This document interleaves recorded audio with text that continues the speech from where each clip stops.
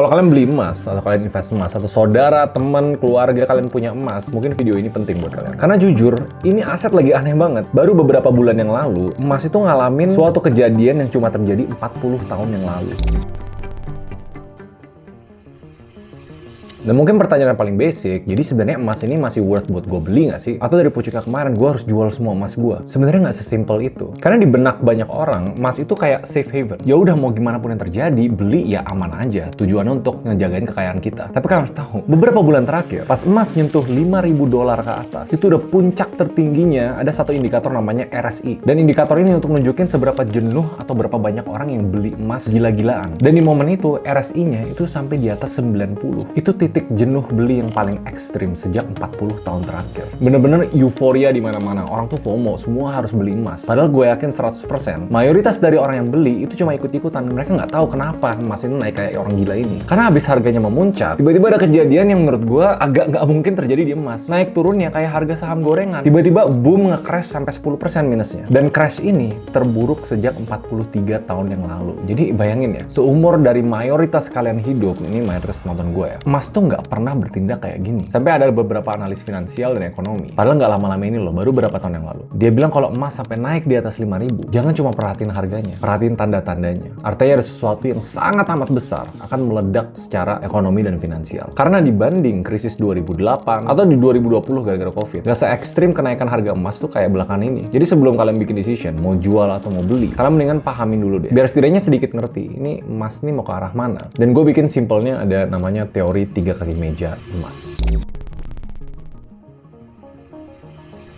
Sebelum penjelasan politik atau ekonomi, at least kalian nonton harus ngerti nature-nya emas tuh apa. Karena emas itu nggak kayak saham, nggak kayak perusahaan. Ada operasionalnya, bisa kasih dividen, nggak punya cash flow, nggak bisa dipakai kayak properti. Jadi, apa yang gerakin harganya? Dan lebih tepatnya, apakah pergerakan harga ini tetap bisa berlaku jadi safe haven buat ngejagain kekayaan kita? Karena sepanjang ekonomi modern, emas tuh biasa cuma digerakin sama 3 hal gede ini. Yang pertama, yang menurut gua mayoritas dari kalian harusnya tahu, itu fear. Kaki pertamanya emas itu ketakutan. Pokoknya di ketika apa dunia tuh ada rusuh, ada perang, ada pandemi, orang tuh simpelnya mikir satu hal. Ini kertas yang ada di dompet gua atau angka yang ada di rekening gua aman gak ya? Jadi setiap ada ketakutan massal pasti ada aliran uang yang berpindah dari satu tempat ke tempat yang lain. Nah ini konteks yang menarik ya, karena ada riset yang lumayan panjang. Dari tahun 1963 sampai 2024, itu 50 tahun lebih tuh risetnya. Ada satu konklusi, yaitu emas lebih nempel ke ketakutan di pasar saham dibanding pasar obligasi. Buat yang nggak ngerti, biasa orang-orang yang invest saham gede-gedean, pas dunia amburadul, mereka jadi mikir, bisnis perusahaan gua aman nggak? Supply chain perusahaan A, B, C, mereka aman nggak? Mendingan gue pindahin ke emas deh. Dan di 2026 nih, ketakutannya memang lagi ekstrim banget. Tapi nanti banyak yang nanya, tapi kok krisis 2008 kan gila juga? Covid kan juga gila. Yang ngebedain, dulu problem-problem atau krisis finansial, itu ibarat ada solusinya, atau ada sosok penyelamatnya. Contoh 2008 pas Lehman Brothers bangkrut. Oh ini bank, ujung-ujungnya bakal diselamatin sama negara atau nggak di bailout. Oh ini Covid, oh, oke, nanti bakal ada vaksin, nanti orang dunia bakal recover. Nah 2026 ini, masalahnya yang sakit, itu yang seharusnya jadi penyelamatnya, yaitu negara. Perang, konflik geopolitik, spesifiknya Amerika, dengan hutang yang luar biasa membludaknya mereka, dan ngeforsir buat naklukin Venezuela, mau beli Greenland. Dan konteks Amerika ini penting banget ya, karena buat yang nggak ngerti, asal-usulnya emas, zaman dulu banget, mereka di-pack atau dikaitin sama setiap dolar yang dicetak sama US. Jadi mau nggak mau korelasi sama US ini ketat. Yang masuk ke kaki kedua, yaitu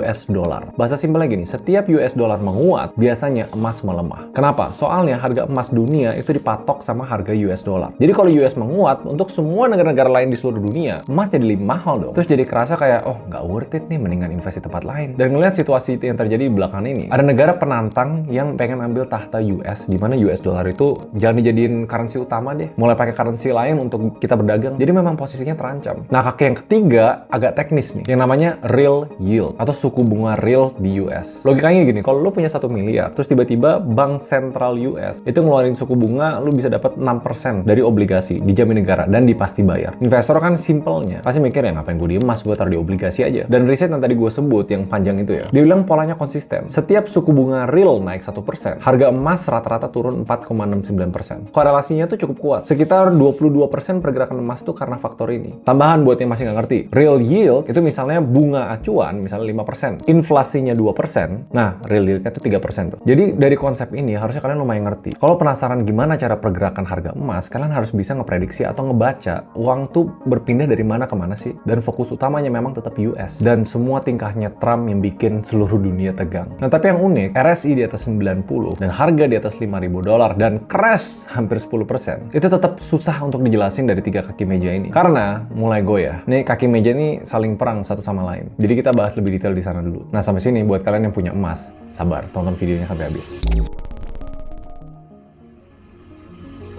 Jadi kalau dari penjelasan tadi harusnya kalian lumayan tahu kenapa bisa sampai di atas $5.000. Jawaban gedenya itu di kaki pertama, fear. Ketakutan seluruh dunia yang dirasain di 2026 itu beda sama krisis sebelumnya. Istilahnya namanya super cycle atau kenaikan emas secara ekstrim. Itu super jarang terjadi. Yang gue bilang tadi, RSI 90 ke atas itu di tahun 1980. Dan di tahun 1980 emang dunia tuh lagi kacau banget. Ada krisis sandera di Iran, Uni Soviet invasi Afghanistan, dan inflasinya Amerika itu tembus 14%. Jadi mau setinggi apapun suku bunganya, realnya itu kecil banget. Nah, di titik itu orang tuh panik, orang nggak percaya lagi sama pemerintah. Make sense. Balik lagi ke 2008 nih kalau gitu. Dan konklusinya pas perbankan hancur, duit gua aman nggak ya? Pindahin deh. Di tahun 2020, COVID-19, takutannya tuh ekonominya mati nih, kita makan apa? Nah, thing sama 2026 itu nggak sekedar ekonomi doang nih. Aksi-aksinya Trump dengan segala ketakutannya beliau bahwa Amerika stop jadi adidaya dunia karena Cina. Semua analis bilang kayak gini, kalau negara adidaya mulai ambil paksa negara-negara lain, tanda kutip penjajah, resiko perang dunia itu naik drastis banget. Di situasi perang total, biasa aset-aset uang kertas itu dibekukan. Saham bisa aja kena suspend. Penarikan uang di bank bisa dilimit. Dan kesannya satu-satunya aset yang nggak bisa di-freeze, yaitu yang kita bisa kantongin sendiri, yaitu emas. Simpelnya pas naik ke harga 5.000, itu bukan sekedar panik buying. Itu fenomena wealth migration. Orang-orang kaya super di dunia takut asetnya hilang karena ada sanksi-sanksi global. Yang nyambung, untuk perang sebesar ini, atau persiapan perang, Amerika kan butuh duit yang banyak banget. Makanya hutangnya tuh sampai puluhan triliun dolar. Dan biasa, kalau misalnya mereka butuh duit lagi nih untuk perang, mereka cetak duit yang hasilnya bisa bikin inflasi, real yields-nya turun. Ya konklusinya dunia nggak baik-baik aja. Ini jadi pendorong utama kenapa emas tuh naiknya gila-gilaan. Pertanyaannya, kenapa kemarin crash? Sempet turun hampir 10% dan itu gila banget. Salah satu jawabannya itu dari nama yang namanya Kevin Warsh. Jadi kalau sekilas lihat harga emas jatuh, nggak segampang kayak gini. Oh, berarti dunia udah mulai baik-baik aja nih. Publik udah mulai percaya bahwa tensi geopolitik, resiko perang itu kayaknya nggak setinggi sebelumnya. Nggak segampang itu. Balik lagi kan tadi gue jelasin ada 3 kaki meja. Dan semua bertumpu gimana cara US memainkan ekonominya. Kaki kedua sama kaki ketiga itu ditendang sama Donald Trump. Pas dia merumorkan atau menominasikan Kevin Warsh buat jadi kepala dari Bank Sentral Amerika. Buat ngegantiin Jerome Powell. Nah, simpelnya, profil orang ini itu bikin orang-orang di market keringat dingin. Dia punya istilah yang namanya hawkish. Sangat kritik keras kebijakan printing money, anti inflasi banget. Yang filosofinya itu simple. Uang harus punya nilai dan inflasi harus dibunuh berapapun biayanya. Jadi simpelnya publik tuh mikir gini, waduh, Kevin Warsh jadi bosnya The Fed nih, uang gratis nih bakal hilang, inflasi bakal ditekenin lagi, dan yang selama ini jadi narasi suku bunga nih pelan-pelan bakal turun. Enggak, ini kayaknya bakal ditahan deh, atau bahkan bisa naik lagi. Yang menghasilkan orang mendingan beli US dollar nih. Ingat rumus tadi, kalau suku bunga tingginya ditahan, emas jadi lebih nggak menarik daripada obligasi Amerika. Kalau dia nggak mau cetak uang, artinya dolar makin langka dan USD bisa naik. Di titik ini, logika ekonomi jangka pendek itu ngalahin ketakutan geopolitik. Dan di satu sisi, aset apapun yang RSI di atas 90 itu emang udah gila banget. Udah segitu banyak yang beli ya, sudah sewajarnya dan sehat untuk dia turun dulu. Kenapa? Soalnya tim gua ada yang beli emas di pucuknya. Kenapa? Kemakan FOMO. Tanpa ngerti indikator ini, tanpa ngerti cerita yang terjadi di dunia. Oke, dari semua penjelasan panjang ini, yang gue yakin belum nge-cover semua, dan gue yakin banyak influencer finance yang kalau ngulitin statement gue, ya ini nggak lengkap nih, ini salah nih. Ujungnya konklusinya satu kan. Gimana untuk gua nih? Gua yang mau beli emas, gua mau punya emas, dan gua emang udah punya emas. Kita langsung bahas outlooknya.